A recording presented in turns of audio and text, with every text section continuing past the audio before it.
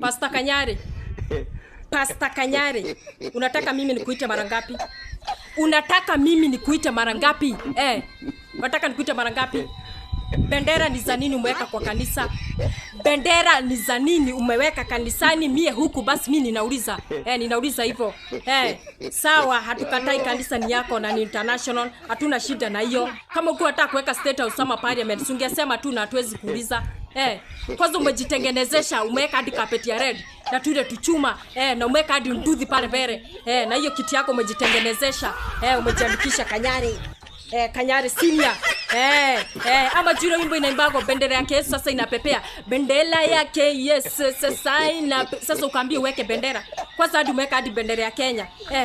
Washirika washinde wakizunguka kwa hiyo kiti yako wakidhania ni kiti cha enzi. Kiti cha enzi. Na nyinyi washirika mwezi ona madhabahu haifai kukaa hivyo, mumwambie atengeneze. Mwezi mwambia mmenyamaza tu kawaro wa Makenzie, mbereko mari mtaperekwa. Lazima mimi nikuje hapa niseme, lazima mimi nije hapa niseme madhabahu haifai kukaa hivyo. Okay, sikatai, mimi ni wa dini ya Rasta. Mimi ni wa dini ya Rasta, lakini madhabahu haifai kukaa hivyo. Madhabahu haifai kukaa hivyo.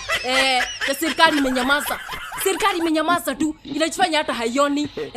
Lakini mimi huku nikivaa kombato yangu, nikivalia kombato yangu, wananikujia vibaya sana. Wakisemaga ninakaa polisi na mwanajeshi.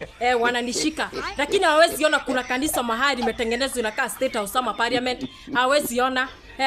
Nimekwambia hivi Pastor Kanyari, ujue vile tutakanisha na wewe hii Kenya. Ni either utengeneze kanisa ikae kama madhabahu, ama uende USA mkakae na Tash. Ama uende USA mkakae na Tash. Kwanza nasikia nimekasirika sana.